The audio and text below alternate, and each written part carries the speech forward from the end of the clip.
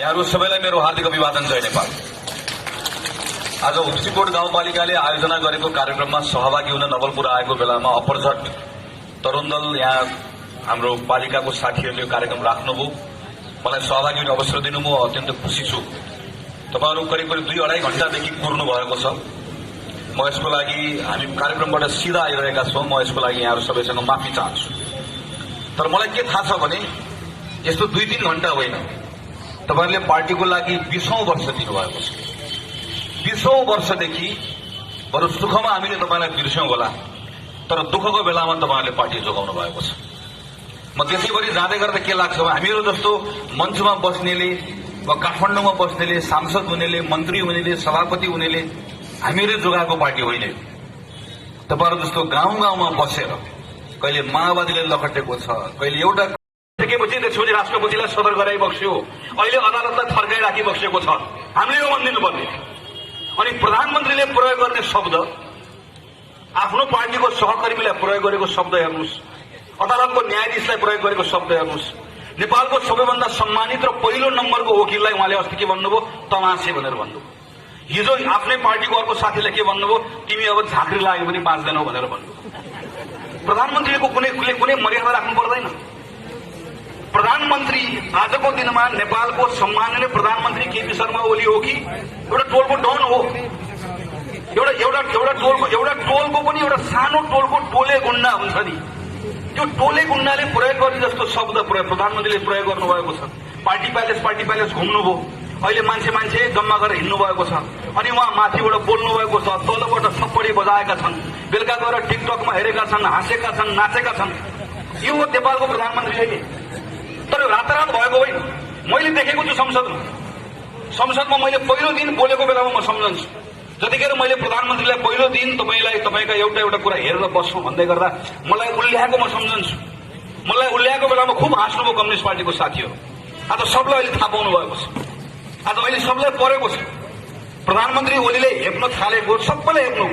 त्यो हेपेको कुराको पनि चिन्ता होइन। प्रधानमन्त्री ओलीले सबैभन्दा बढी जनतालाई हेप्नुभयो, जनमतलाई हेप्नुभयो। विषय यो, म कोरोना संक्रमणको त्यो दिनहरू सम्झन्छु जतिखेर कोरोनाको संक्रमण भइसके पछाडि सिङ्गो देश अस्तव्यस्त भयो। तपाईँ हामी घरमा थुनियौं, के गर्ने भन्ने कुराको अत्तो पत्तो भएन, कसैले पनि थाहा पाएन। त्यो बेलामा मानिसहरू आफ्नो जागिर गुमाए, काम गुमाए। सम्झनुहोस् त त्यो तस्बिर। भारतबाट हाम्रो दार्चुला गाउँमा छिर्दै गर्दा एउटा युवक ट्युबमा चढेर रुँदै कराउँदै छिरेको सम्झनुहोस् त। यही बाटो हिँडेर गएको होइन श्रमिकहरू, तपाईँहरूले खाना खुवाउनु भएको होइन बाटोमा, सम्झनुहोस् त। कोही खान नपाएर मरे, कोही सुत्केरी हुन नपाएर मरे। प्रधानमन्त्री भनेको त अभिभावक हो नि। बेलुका रुनुभयो होला प्रधानमन्त्री। त्यो बेलामा जतिखेर हाम्रा श्रमिकहरू यहाँबाट हिँडेर जाँदै थिए, राति प्रधानमन्त्रीले त्यसको दृश्य हेरिसकेपछि के गर्नुभयो होला? प्रधानमन्त्री रुनुभयो होला। कीर्तिपुरमा एउटा श्रमिक बिहान उठेर जब मृत्यु भयो भने थाहा पाए, जब उनलाई खोलेर हेर्दै गर्दा उनको सर्टभित्र नाम्लो बाँधिएको थियो। खाना नपाएर 3 दिनदेखि उनले भुँडी कसेर बसेका थिए। तिनको लास देखेर प्रधानमन्त्री रुनुभयो। तपाईलाई के लाग्छ? रुनु भएन। किनकि मैले हेरेको छु त्यो बेलामा 29 दिनसम्म प्रधानमन्त्री ओली एउटा पनि कोभिडसँग सम्बन्धित बैठकमा सहभागी नहुँदै गर्दा उहाँले के गर्नुभयो भनेर हेर्दै गर्दा त्यही 29 दिनभित्रमा तपाईँ र म घरभित्र थुनिएर बसेको बेलामा, श्रमिकहरू बाटोमा हिँड्दै गइरहेको बेलामा, खाना नपाएर मानिस झलिरहेका बेलामा संसद अपहरण गर्ने काम, जनकपुरबाट 2 जना संसद उठाउने काम, संवैधानिक परिषदको अध्यादेश लिएर आउने काम त्यही बेलामा भयो। यस्तो दया माया करुणा नभएको पनि लोकतान्त्रिक शासनबाट निर्वाचित भएको प्रधानमन्त्री हुन्छ। यो काण्ड त्यो काण्ड अघि विद्वानजीले चर्चा गर्नुभयो, सबै कुरा बताउनु भएको छ। ती काण्डहरू त सामान्य अवस्थामा भए, यसको एउटा पाटो छ। तर हेर्नुहोस् त, जनताले त्यो बेलामा यो मान्छे मरेको छ, यो गर्ने त्यो गर्ने केही पनि अत्तो पत्तो नभएको बेलामा स्वास्थ्य सामग्री खरिद गर्दाखेरि भ्रष्टाचार गर्ने, यो त अपराध मात्र होइन, यो भ्रष्टाचार, यो त पाप हो। स्वास्थ्य सामग्री खरिद गर्दै गर्दाखेरि भ्रष्टाचार गर्ने र त्यो भ्रष्टाचार गर्ने मन्त्री प्रधानमन्त्रीको सबैभन्दा विशेष मन्त्री हुने। अनि त्यो कुरालाई हामीले मानिदिनु पर्ने। 2 दिन अगाडि मात्रै फागुन 7 गते तरुण दलको अध्यक्ष शिव पौडेलको हत्या गर्ने, जेलमा हत्या गर्ने 3 जना हत्यारालाई प्रधानमन्त्रीले उन्मुक्ति दिने। अनि प्रधानमन्त्रीले विराटनगरमा गएर के भाषण गर्ने भने एउटा पनि अपराधीले छाडिन्न भन्ने भाषण हामीले पत्याइदिनु पर्ने। बालवाटार खाने मान्छेलाई प्रधानमन्त्रीले दायाँ राख्ने, स्वास्थ्य सामग्री खाने मान्छेलाई बायाँ राख्ने, वन खाने मान्छेलाई वन मन्त्री बनाउने, अनि म भ्रष्टाचारीको अनुहारै हेर्दिन भन्ने कुरा फेरि हामीले पत्याउनु पर्छ। त्यसैले म यहाँहरूलाई आग्रह गर्न चाहन्छु, यो ओली प्रवृत्तिलाई हामीले चिन्न आवश्यक छ, ओली प्रवृत्तिलाई बुझ्न आवश्यक छ। नेपालमा मात्र होइन, संसारका थुप्रै देशमा हामीले देखेका छौँ, जब जब शासकहरूले जनताको इच्छा अनुसारको काम गर्न सक्दैनन्, उनीहरूले यसै गरिकन नसकिसके पछाडि पहिला हल्ला गर्छन्, अनि हल्ला गर्न नसकिसकेपछि उनीहरूले दुईटा कुराको सहारा लिन्छन्। कि उनीहरूले देशभक्तिको विषयको सहारा लिन्छन्, कि उनीहरूले धर्मको सहारा लिन्छन्। प्रधानमन्त्रीले यो पटक प्रयास गर्नुभयो, तपाईँ सम्झनुहोस् त, जतिकै त्यो दिन सम्झनुहोस् त, कति दिन छ पत्रिका पल्टाएर हेरौँ न अहिले नै कि भारतकोले हाम्रो भूमि मिचिसके पछाडि नक्सा बनाएर संसदमा प्रस्तुत गर्दै गर्दा प्रधानमन्त्रीले के भन्नुभयो त्यो बेला? मलाई घेराबन्दी गरियो, मलाई घेराबन्दी गरियो, मलाई घेराबन्दी गरियो, पटक पटक प्रधानमन्त्रीले भन्नुभयो। तर इतिहासले प्रत्येक एउटा एउटा कुराको यसको रेकर्ड राखेको छ। यो पटक कसैले पनि मौका दिएन। नाकाबन्दीको बेलामा हामी चुक्यौं, हाम्रो नियत खराब थिएन, तर हामी त्यो बेलामा चुक्यौं। हामी किन चुक्यौं? त्यसलाई हामीले नाकाबन्दी भनेर चर्को त्यसका विरुद्धमा बोल्ने भन्दा हामी त्यसलाई सकेसम्म चाँडोभन्दा चाँडो यसको निकास निस्कन्छ कि भनेर लाग्दै गर्दा हामी चुक्यौं।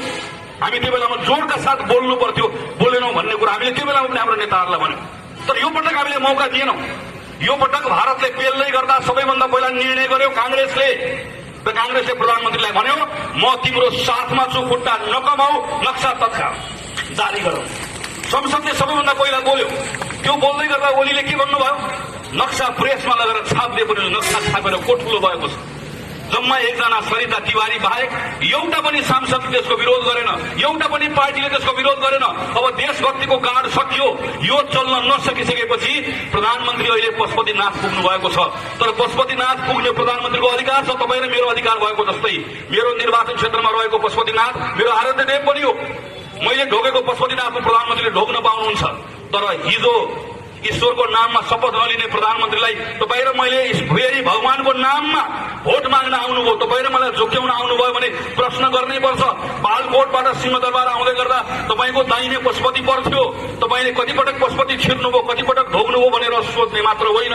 तपाईँ हिजो त्यही बाटो भएर हायतमा गएर बसेर संसारबाट लखटिएको माता भनिनेबाट होली वाइन खाँदै गर्दा तपाईँले त्यो बेलामा पशुपति सम्झनु भएन भनेर हामीले प्रश्न गर्नै पर्छ, हामीले भन्नै पर्छ। आज राम राम राम राम राम राम राम राम राम राम भनेर भगवानले प्रचण्डले प्रधानमन्त्री ओलीले भन्दै गर्दा तपाईँको मुखबाट राम राम राम राम राम राम राम भन्दै गर्दा तपाईँले हिजो यही मुखबाट तपाईँले जसरी होली वाइन पिउनुभयो र राम राम भन्नेहरूलाई तपाईँले हिजो राम होइन मार्क्स भन्नुपर्छ, गायत्री मन्त्र होइन जबरजस्त जप्नुपर्छ भनेर हामीले भनेको हामीले बिर्सेका छैनौँ भनेर हामीले सम्झाउनै पर्छ। धर्मको नाममा राजनीति हामीले गर्ने होइन, तर हामीले भन्नै पर्छ। धर्मको नाममा कहिले राष्ट्रवादका नाममा, कहिले धर्मको नाममा भगवान रामको नागरिकता दिन्छु भनेर आएको छ, कहिले भगवान रामको नागरिकता दिन्छु भनेर आएको छ, कहिले कहिले पशुपतिमा सुनको जलरी हालिदिन्छु भनेर आएको छ। यो भन्दै गर्दा हाल्न पाइन्छ, राम मन्दिर बनाउन पनि पाइन्छ।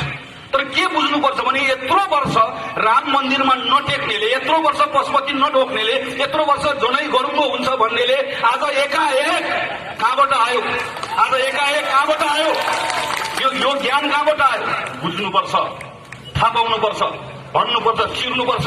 तपाईँले जिताएर पठाएको सांसद तपाईँको घरमा आउँदै गर्दा ढोका लगाएर भन्नुपर्छ, जाऊ बाबु 5 वर्षको निम्ति पठाएको थिए, 5 वर्षको निम्ति सांसद बनाएर पठाएको, 5 वर्ष संसद चलाउन पठाएको, आफ्नो पार्टीको झगडाको कारणले गर्दा चलाउन नसक्ने, अनि तपाईँको गाउँ डुलेर आएर फेरि अझ चर्को भन्दा चर्को स्वरमा मैले गरेँ, मैले यो गरेँ, मैले यो गरेँ भनेर भन्ने सांसदलाई पनि तपाईँले भन्नुपर्छ, चिन्नुपर्छ, पठाउनुपर्छ।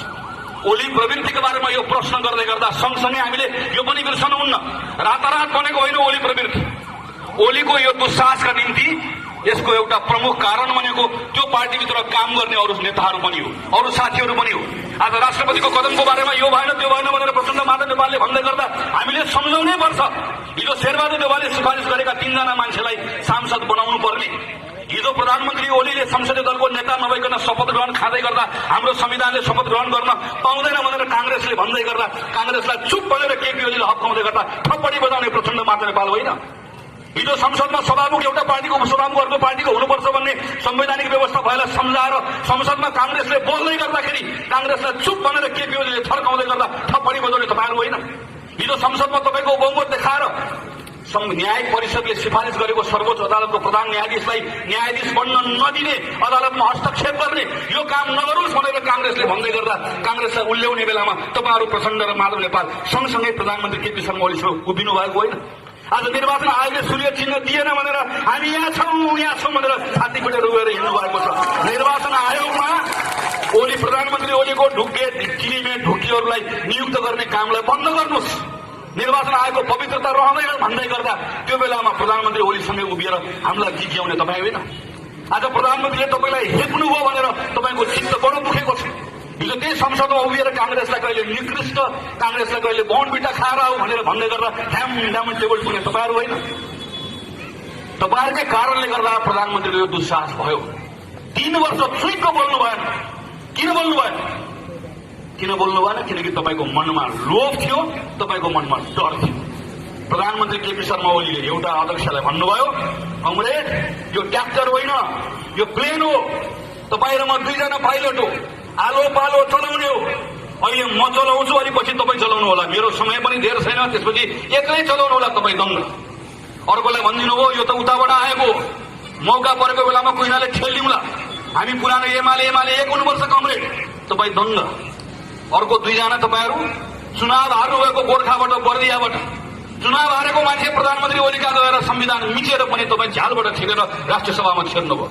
तपाईँहरूमध्ये एकजना नेता आफू जिउँदै हुँदै गर्दा आफ्नै नाममा फाउन्डेसन बनाएर सिल्भरको कचौरो थापेर प्रधानमन्त्रीसँग सर्प पाल्नु पर्यो भनेर पैसा माग्न जानुभयो।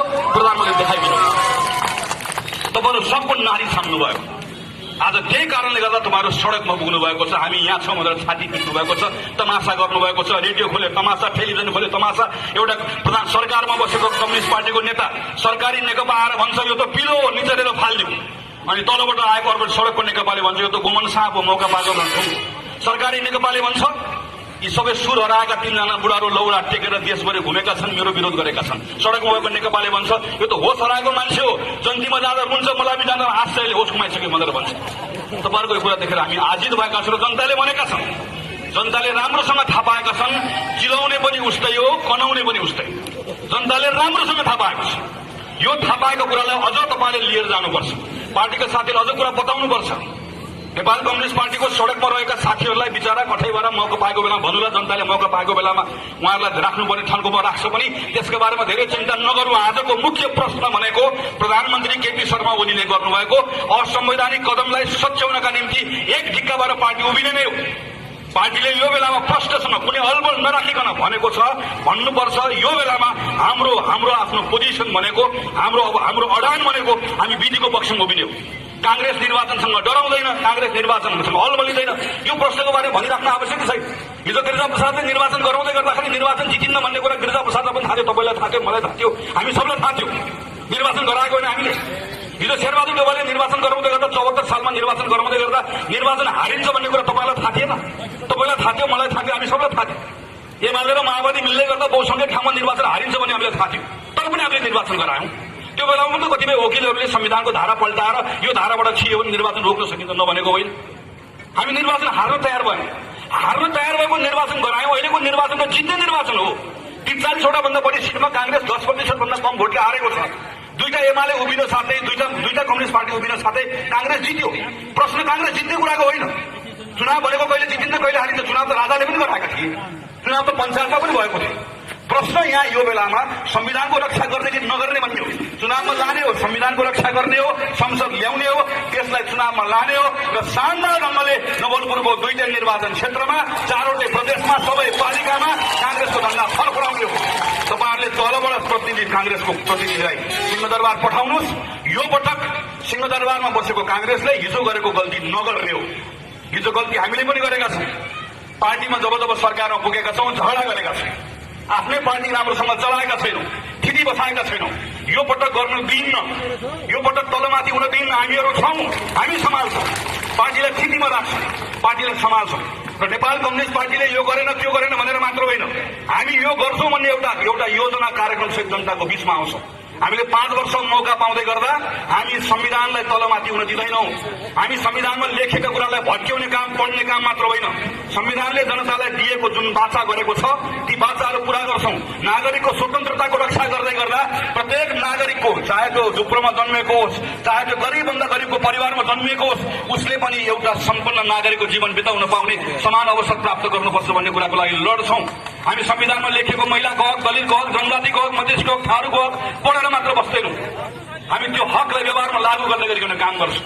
हामी कतार गएका केटाहरूलाई फर्काउन चाहन्छौं। हामी इजरायल गएका छोरीहरूलाई फर्काउन चाहन्छौं। हामी प्रत्येक दिन 2000 छोरा र छोरीलाई बाहिर पठाएर र त्यस 7वटा 8वटा लास आमाहरूको काखमा राखिदिएर तिनको नाममा आएको पैसाले सरकारको ढुकुटीमा राखेर त्यसको नाममा 12 आमालाई महिनाको यति वृद्ध भत्ता दिन्छौं भनेर त्यसका आधारमा तालिम खाएर त्यसका आधारमा भोट होइन। हामी हाम्रो 12 आमालाई 5000 होइन 10,000 रुपियाँ वृद्ध भत्ता पुर्याउँछौं। तर त्यो वृद्ध भत्ता हाम्रो केटा र केटीलाई, भाइ र भाइ बहिनीलाई, छोरा र छोरीलाई कतार पठाएर तिनको लासमा टेकेर तिनको लाससँग साटेर ल्याएको पैसा होइन। हामी तिनलाई यहाँ काम गर्ने अवस्था सिर्जना गर्छौं। यिनीहरू देश छोडेर जानु नपर्ने बनाउँछौं अनि यिनले कमाएको पैसाबाट ढुकुटीमा ल्याउँछौं अनि त्यो ढुकुटीबाट 12 आमाको सेवा गर्छौं। यो देश बनाउने हो हामीले सम्हाल्यौं। हामीले भारत र चीन अमेरिकाको बीचको स्वार्थको लडाईको बीचमा परेको नेपाललाई हामीले सम्हाल्यौं। कम्युनिस्टले नेपालको स्वाधीनता पनि जोगाउँदैन। फुर्ती लाउँछ चीनमा म यो गर्छु त्यो गर्छु। चीनको नाकामा कति दिन रोकिएको ल्याउँछ, सामान ल्याउन सक्छ। न यसले चीनको अगाडि उभिएर देशको स्वाधीनता जोगाउन सक्छ, न भारतको अगाडि उभिएर सक्छ, न अमेरिका न युरोप। हामीले सक्नुपर्छ, त्यो ताकत राख्नुपर्छ। अघि कृष्णचन्द्र नेपालीले भन्नुभएको जस्तै सम्हाल्ने काम हाम्रो हो। कम्युनिस्टले सम्हाल्न सकेन, कम्युनिस्टले भत्कायो। सनातनदेखि चलिआएको धर्म, भाषा, धर्म, संस्कृतिको रक्षा गर्ने पनि हामीले नै हो। हाम्रो धर्मको रक्षा कसैले गर्दैन, हामीले नै गर्ने हो। र यहाँ भएका मानिसहरूको धार्मिक स्वतन्त्रताको रक्षा पनि हामीले गर्ने हो। यहाँभित्रको विविधताको रक्षा पनि हामीले गर्ने हो। सबलाई समालेर लिएर जाने काम हाम्रो हो। कम्युनिस्टले साहस छ कि छैन भन्ने अहिले परीक्षण भइरहेको छ। म विवेकको कुरा त्यसै गरिरहेको छैन। हामीले संसदभित्र अहिले अदालतमा भएको बहस हामीले हेर्यौं। बेन्च र बारको बेन्च र तल न्यायाधीश वकिलहरूका बीचमा भएको छलफल हामीले हेर्यौं। कि त्यहाँ सोधिएका प्रश्नहरू हामीले हेर्यौं। संविधानका धाराहरू तपाईँहरूले पनि यो बीचमा पढेर पक्कै पनि त्यसलाई पल्टाएर पढ्नुभयो। चासोको साथ सबले हेरेको छ। तपाईँहरूले एउटा बहसमा एकजना प्रधानमन्त्रीको तर्फबाट बहस गर्ने वकिल होला वा प्रधानमन्त्री होला, कोही एकजना मान्छे निस्क्यो जसले अदालतमा उभिएर भन्न सक्यो कि श्रीमान संविधानको यो धाराले यसलाई विघटन गर्न दिएको छ। एकजनाले भन्न सकेन। हिजो विराटनगरमा प्रधानमन्त्रीलाई पछाडि राखेर सुभाष नेमाङले बोल्दै गर्दाखेरि पनि अलिकति पनि लाज नमानिकन के भन्नुभयो भने म त कानूनको विद्यार्थी हो, मैले त बोल्न मिल्दैन, तर प्रधानमन्त्रीले गरेको काम चाहिँ ठिक हो, यो काम हुनुपर्छ भनेर भन्नुभयो।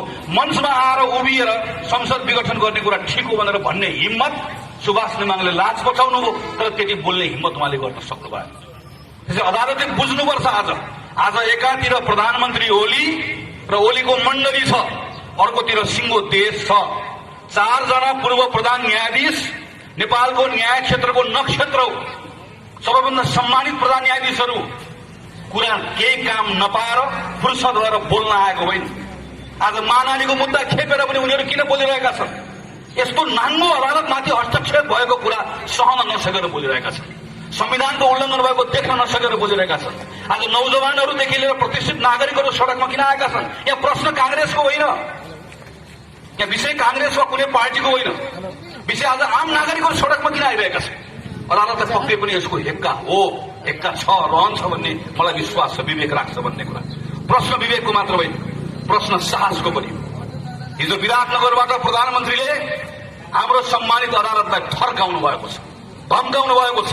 यो त्यही अदालत हो जुन अदालतलाई हिजो राजा वीरेन्द्रको परिवारले फर्काएर बीपी कोइरालामाथि 7वटा मुद्दा हुँदै गर्दा बीपीलाई मृत्युदण्ड दिने फैसला गर भन्दै गर्दा पञ्चायतको अदालतले पनि राजाको त्यो आदेश मानेन।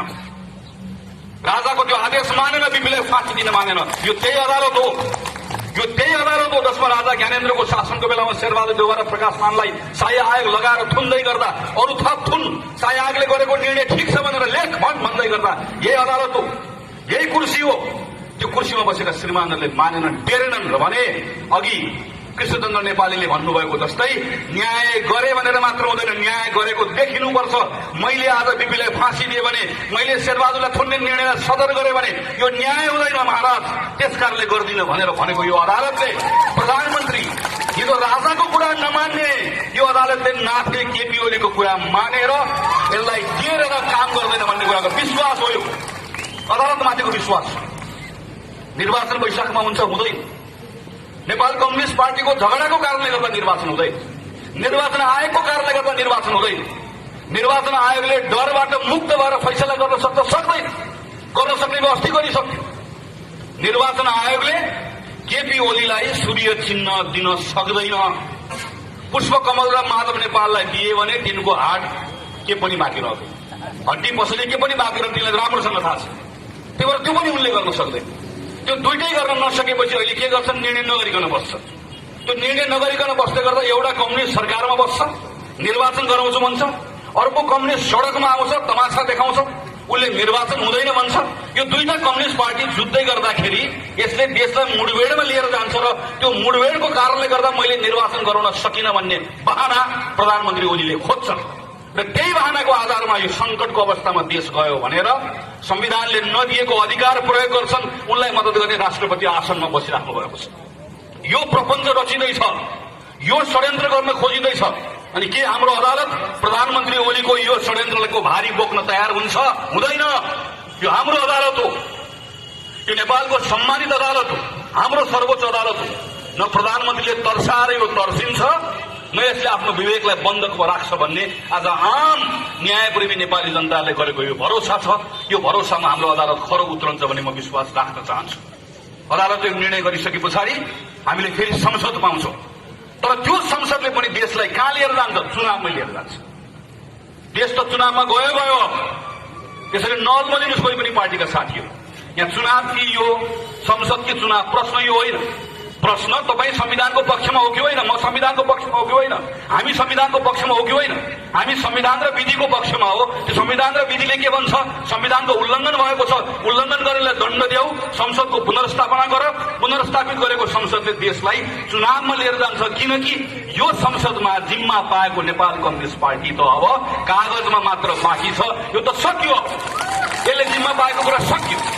नेपाल कम्युनिस्ट पार्टीले 5 वर्ष चलाउन जिम्मा पाएको हो नि। यस्तो अनुकूलता कहिले पाउँछ? यस्तो अनुकूलता बीपी कोइरालाले पनि पाएनन्, जीपी कोइरालाले पनि पाएनन्। 2/3 करिब बहुमत भएको संघको सरकार, 7वटा प्रदेशमध्ये 6वटा प्रदेशमा सरकार, 420 भन्दा बढी स्थानीय सरकार, अनि यस्तो सजिलो प्रतिपक्ष, देशभरिको माहौल, देशभरि स्थिर सरकारको पक्षमा भएको त्यो विश्वास, यस्तो बेलामा नेपाल कम्युनिस्ट पार्टीले पाएको जिम्मा पूरा गर्न सकेन। त्यो जिम्मेवारी निर्वाह गर्न सकेन। हिजो गिरिजाप्रसाद कोइरालाको नेतृत्वमा शान्ति प्रक्रियाको काम सम्पन्न गरेर, सुशील कोइरालाको नेतृत्वमा संविधान निर्माणको काम, शेरबहादुर देउवाको नेतृत्वमा संविधानको कानूनको काम, निर्वाचन गर्ने काम पूरा गरेर आइसके पछाडि आज कम्युनिस्ट पार्टी, नेपाल कम्युनिस्ट पार्टीले जिम्मा पाउँदै गर्दा त्यो जिम्मा पूरा गर्न सकेन। त्यो जिम्मा पूरा गर्न नसकेको हुनाले गर्दा नेपाल कम्युनिस्ट पार्टीले दण्ड पाउँछ। अदालतबाट पहिला केपी ओलीले दण्ड पाउँछन्, त्यसपछि जनताको अदालतबाट सिङ्गो नेपाल कम्युनिस्ट पार्टीले दण्ड पाउँछ। यो अवस्थामा देशलाई पुर्याउने हो र यो पुर्याउँदै गर्दा प्रधानमन्त्री ओलीको प्रवृत्तिका बारेमा पनि हामीले सँगसँगै जनतालाई सुसूचित पनि गरेर जान्दै जानुपर्छ। यो कुनै एउटा घटनाको विषयको एउटा सन्दर्भ मात्र होइन। हामीले गएको 3 वर्ष हामीले हेर्यौं, लगातार प्रधानमन्त्रीको हामीले अभिव्यक्तिहरू सुन्दै आयौं, प्रधानमन्त्रीका कामहरू हेर्दै आयौं। आज प्रधानमन्त्रीले बोलेको हेर्नुहोस् त, एउटा कुरा सुन्नुहोस् त, प्रधानमन्त्रीले प्रयोग गरेको शब्द हेर्नुहोस् त।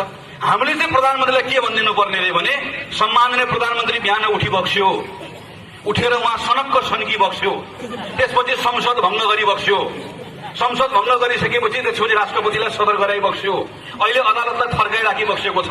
हामीले यो भनिदिनु पर्ने। अनि प्रधानमन्त्रीले प्रयोग गर्ने शब्द, आफ्नो पार्टीको सहकर्मीलाई प्रयोग गरेको शब्द हेर्नुहोस्, अदालतको न्यायाधीशलाई प्रयोग गरेको शब्द हेर्नुहोस्, नेपालको सबैभन्दा सम्मानित र पहिलो नम्बरको वकिललाई उहाँले अस्ति के भन्नुभयो? तमासे भनेर भन्नुभयो। हिजो आफ्नै पार्टीको अर्को साथीले के भन्नुभयो? तिमी अब झाँक्री लाग्यो भने बाँच्दैनौ भनेर भन्नुभयो। प्रधानमन्त्रीको कुनै मर्यादा राख्नु पर्दैन। प्रधानमन्त्री आजको दिनमा नेपालको सम्माननीय प्रधानमन्त्री केपी शर्मा ओली हो कि एउटा टोलको डन हो? एउटा टोलको पनि एउटा सानो टोलको टोले गुण्डा हुन्छ नि। त्यो टोले गुण्डाले प्रयोग गर्ने जस्तो शब्द प्रधानमन्त्रीले प्रयोग गर्नुभएको छ। पार्टी प्यालेस घुम्नुभयो, अहिले मान्छे जम्मा गरेर हिँड्नु भएको छ अनि उहाँ माथिबाट बोल्नु भएको छ, तलबाट थप्पडी बजाएका छन्, बेलुका गएर टिकटकमा हेरेका छन्, हाँसेका छन्, नाचेका छन्। यो हो नेपालको प्रधानमन्त्री अहिले। तर रातारात भएको होइन। मैले देखेको छु संसदमा मैले पहिलो दिन बोलेको बेलामा म सम्झन्छु, जति बादल गरेर बस्नु भएको छ, बादलले सूर्य ढाकिदिनेवाला छ। मानव नेपालसँग सूर्य गयो भने त्यहाँ पहिले प्रचण्ड गरेर उभिनु भएको छ। पहिले प्रचण्ड गर्मी त्यही छ, सूर्य त्यहाँ थपियो भने मान्छे त्यहाँ टिक्न सक्दैनन्। गर्मीले आउने रुखकै मुनि हो, तर रुख सही ढंगले उभिन सक्नुपर्छ। हाँगा बिङ्गा सब ठिकठाक पार्नुपर्छ। पात पतिङ्गर झर्न दिनुहुन्न। हुरी आए पनि बचाउँछु भन्नुपर्छ। पानी परे पनि तिमीलाई ओत दिन्छु भन्नुपर्छ। घाम लागे पनि तिमीलाई मेरो छारीमा राख्छु भन्ने विश्वास रुखले दिन सक्यो भने यो पटक कोही सूर्यको न्यानो ताप्न कोही जानेवाला छैनन्। आउने यही हो, हाम्रै मुनि हो। तर त्यो भरोसा हामीले दिन सक्नुपर्छ। माथिको नेतृत्वले पनि दिन सक्नुपर्छ, तल काम गर्ने साथीले पनि दिन सक्नुपर्छ। कुनै अलमल बिना आम जनताको बीचमा जाउँ, जनताले गएर आफ्नो कुरा भनौँ। हामी आजको दिनमा किन यो कदमको विरुद्ध उभिएका छौँ भनेर भनौँ। नेपाल कम्युनिस्ट पार्टीले 5 वर्ष जिम्मा लिइसकेपछि गर्न नसकेका कामहरूका बारेमा गएर भनौँ। यहाँका स्थानीय मुद्दाहरूको बारेमा साथीहरूले भन्नुभएको छ, ती कुराहरूको बारेमा बताउँ। आज फेरि अहिले आएर म जमिन बाँड्छु, तिमीलाई जमिन दिन्छु भनेर सुकुम्बासीको नाममा राजनीति गर्ने मानिसहरूको यो विषयलाई भण्डाफोर गरौँ। यिनको बीचमा गएर बताउँ। जग्गा दिने भए, जमिन दिने भए धेरै पहिला दिइसक्यो। कम्युनिस्ट पार्टीले जग्गा नहुने मान्छेहरूलाई जग्गा कसको जोत्नेको, घर कसको पोत्नेको, गाडी कसको हाँक्नेको, बाटो कसको हिँड्ने भन्नेको नारा लगाउन सिकाउन सक्छ। तर जग्गा नहुने मान्छेलाई जग्गापति बनाउन सक्दैन। घर नहुने मान्छेलाई घरपति बनाउन सक्दैन। जागिर नहुने मान्छेलाई रोजगार दिन सक्दैन। यो क्षमता नेपालको कम्युनिस्ट पार्टीले राख्नै सक्दैन। विचारको कारणले राख्न सक्दैन। त्यो आन्दोलनभित्र भएको विसङ्गतिको कारणले राख्न सक्दैन। नेपालको कम्युनिस्ट पार्टीले गर्न सक्दैन भन्ने कुराको प्रमाण यो प्रधानमन्त्री केपी शर्मा ओली र सिङ्गो नेपाल कम्युनिस्ट पार्टीले मौका पाएको 3 वर्षको खेल फालिसकेपछि यसले प्रमाणित गरेको छ। यो विषय लिएर काङ्ग्रेसको साथीहरू घर घर जाने, टोल जाने, पार्टीलाई संगठित गर्ने, पार्टीभित्रका सानातिना जिना मसिना सबै कुरा मतपतान्तरलाई बिर्सिएर एकताबद्ध बनाएर काम गर्ने, तरुण साथीहरूले अगाडिका पुस्ताका अग्रजहरूसँग सिक्ने, उहाँहरूको सम्मान पनि गर्ने, पुरानो पुस्ताका पार्टीका नेताहरूले तरुण साथीलाई अगाडि बढ्ने मौका पनि सँगसँगै दिएर पार्टीलाई अघिल्लो पुस्ताको पनि नयाँ पुस्ताको पनि सबैको एउटा राइट कम्बिनेसनको साथमा अगाडि लिएर जाने कुरामा सिङ्गो सबै साथीहरू लाग्न जाउने विश्वास व्यक्त गर्दै आज हाम्रो पार्टी प्रवेश गर्नुभएका सम्पूर्ण तरुण साथीहरूलाई हृदयबाट स्वागत गर्दै मेरो आफ्नो कुरा टुङ्ग्याउन चाहन्छु। धन्यवाद, नमस्कार।